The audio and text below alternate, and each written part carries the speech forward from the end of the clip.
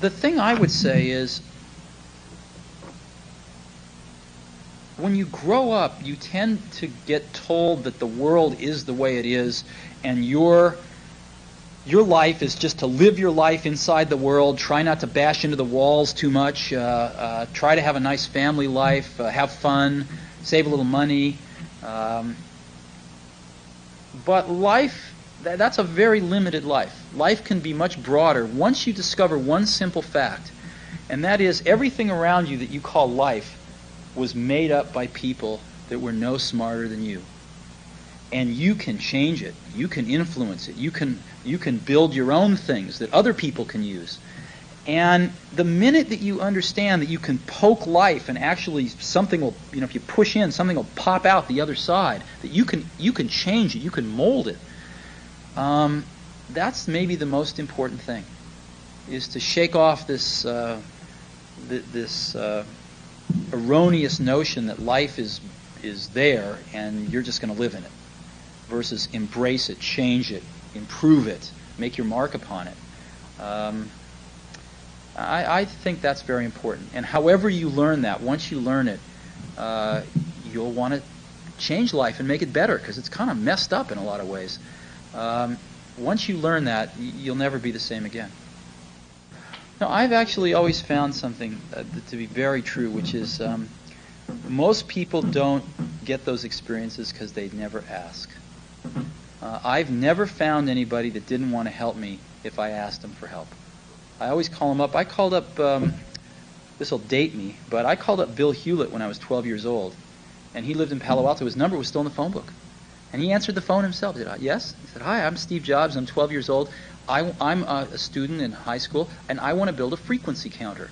And I was wondering if you had any spare parts I could have.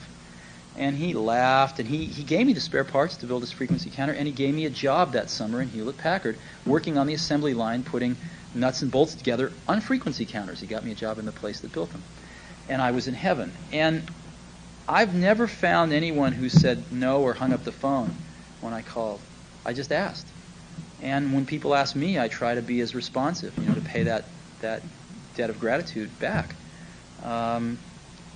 Most people never pick up the phone and call. Most people never ask. And that's what separates sometimes the people that do things from the people that just dream about them. You got to act. And you've got to be willing to fail. You've got to be willing to crash and burn. With people on the phone, with starting a company, with whatever. If you're afraid of failing, you won't get very far. There's no risk. Now that's why you need to do it young. Now, that's why we started Apple. We said, we have absolutely nothing to lose. I was 20 years old at the time. Woz was 24 or 5. So we have nothing to lose. I mean, we have no families, no children, no houses. Woz had an old car. I had a Volkswagen van. I mean, all we were going to lose is our cars and the shirts off our back. We had nothing to lose, and we had everything to gain. And we figured, even if we crash and burn and lose everything, the experience will have been worth 10 times the cost. So what did we have to lose? There was no risk. And that's, I think that's a very healthy way to look at it. Some people say, well, you could have gone to college and been a lawyer. Well, you're right, but you can go to college and be a lawyer when you're 25. And there's nothing that stops you from doing that. The only thing you really have in your life is time. And if you invest that time in yourself to have great experiences that are going to enrich you, then you can't possibly lose.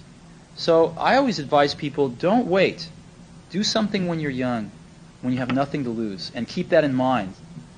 And I think that's the best way. Not that people can't start companies when they're 50. I've seen that. Very successful companies. But it's a lot easier when you're young and have nothing to lose and don't have the responsibilities to other people that you will acquire later on in your life. There is an entrepreneurial risk culture in the Valley that is as important to, it is as key of a reason why Silicon Valley exists as any other reason. I mean, the primary reasons are the entrepreneurial risk culture, of which role models are a very big part, Second is the universities, Stanford and Berkeley. There wouldn't be a Silicon Valley if there weren't Stanford and Berkeley constantly bringing in human capital, which decides to stay here because it's so nice. And third, certainly for the number of companies that start, is the financial infrastructure as well. And then fourth is the beehive effect. You've got a lot of extraordinarily talented people, and the beehive effect says that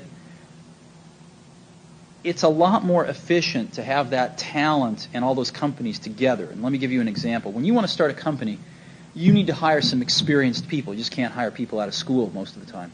So you have to hire some experienced talent. Well, you're going to ask somebody to leave a job, maybe they have a family, and come to your place to work. Well, if your company's in Montana and they move their family and your company fails, there's not another company in Montana that they can go to work for, most likely. So you're going to have to move again.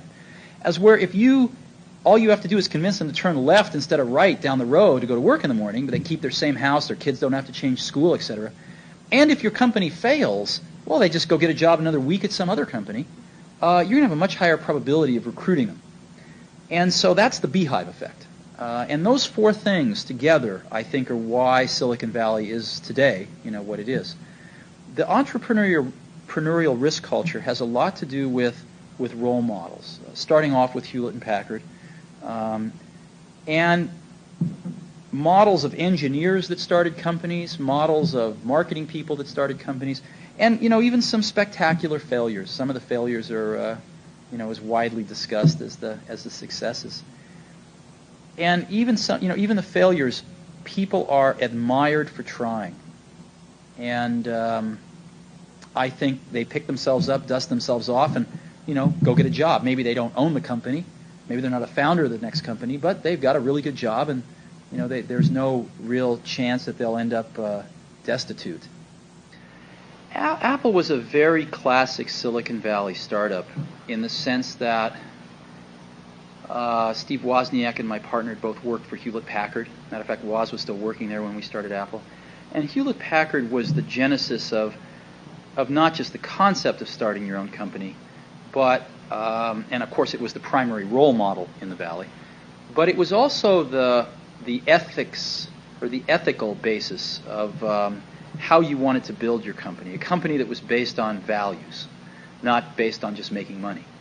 And HP had the HP way, and they had a list of their values. And the first one was, we need to make a profit or else we can't keep this company going. But after that, they got into how they wanted to treat individuals and conduct their corporate life. And it's very idealistic, in my opinion. So we were very much influenced by that. The second thing that made us very, very typical in a way was that we were building a product that we ourselves were the customer for. We were building something we wanted ourselves, just like Hewlett and Packard started building test equipment and equipment for engineers. Well, they were engineers, so they could, in essence, do the marketing. They could figure out what an engineer might want in a product as well as design it. We wanted a computer, and we knew exactly what we wanted in a computer, so we could do the marketing as well as the engineering of that product. This changed later as we started selling to people that were different than us, but certainly in the first several years of Apple, we were selling to people that were just like us. And a lot of Silicon Valley companies have started that way. I don't think it will be like that because, I'll take myself, all the work that I have done, it is a very strange business and a very strange endeavor of life. All the work that I have done in my life will be obsolete by the time I'm, 50. Apple II's obsolete now. Apple I's were obsolete many years ago. The Macintosh is on the verge of becoming obsolete in the next few years. This is a field where one does not write a Principia which holds up for 200 years. This is not a field where one paints a painting that will be looked at for centuries, or builds a church that will be admired and looked at in astonishment for centuries. No. This is a field where one does one's work, and in 10 years it's obsolete, and really will not be usable within 10 or 20 years. I mean, you can't go back and use an Apple I because there's no software for it. In another 10 years or so, you won't be able to use an Apple II. You won't even be able to fire it up and see what it was like. So it's sort of like sediment of rocks. I mean, you're building up a mountain, and you get to contribute your little layer of sedimentary rock. to make the mountain that much higher. But no one on the surface will, unless they have X-ray vision, will see your sentiment. They'll stand on it. It'll be appreciated by that rare geologist, but no, it's not like the Renaissance at all. It's very different. One of the things that Woz and I did was we built blue boxes. These are obsolete now, but they were devices that you could build. You know, when you make a long-distance phone call, in the background you hear doo-doo-doo-doo-doo-doo. Those are the telephone computers actually signaling each other, sending information to each other to set up your call. And the signaling they use is a lot like touch-tone phones, only it's different frequencies. Well, you can make a box that emits those frequencies, that can make those tones. And there used to be a way to fool the entire telephone system into thinking you were a telephone computer, and to open up itself and let you call anywhere in the world for free. And matter of fact, you could call from a payphone, go to White Plains, New York, take a satellite to Europe, take a cable to Turkey, come back to Los Angeles, and you go around the world 3 or 4 times and call the payphone next door and shout in the phone, and be about 30 seconds and come out the other end of the other phone. So we actually, and these were illegal, I have to add, but in spite of that, we were so fascinated by them that Woz and I actually figured out how to build one. We built the best one in the world. It was the first digital blue box in the world. And we would give them to our friends and use them ourselves. And you rapidly run out of people you want to call. But it was the magic of the fact that 2 teenagers could build this box for $100 worth of parts and control hundreds of billions of dollars of infrastructure in the entire telephone network in the whole world, from Los Altos and Cupertino, California. That was magical. And experiences like that taught us the power of ideas, the power of understanding that if you could build this box, you can control hundreds of millions of dollars worth of telephone infrastructure around the world. That's a powerful thing. And that, if we hadn't have made blue boxes, there would have been no Apple. Because we would have not had not only the confidence that we could build something and make it work, because it took us 6 months of discovery to figure out how to build this. It was a tremendous process in itself. But we also had the sense of magic that we could sort of influence the world, control it in the case of blue boxes, but something much more powerful than controlling, influencing in the case of Apple. And they're very closely related. I really do to this day feel if we hadn't had those blue box experiences, there never would have been an Apple computer. Now, if you want to know what's going to happen in 5 years, you don't look in the mainstream, you look at the fringe. And the fringe back in 1975 was the Homebrew Computer Club.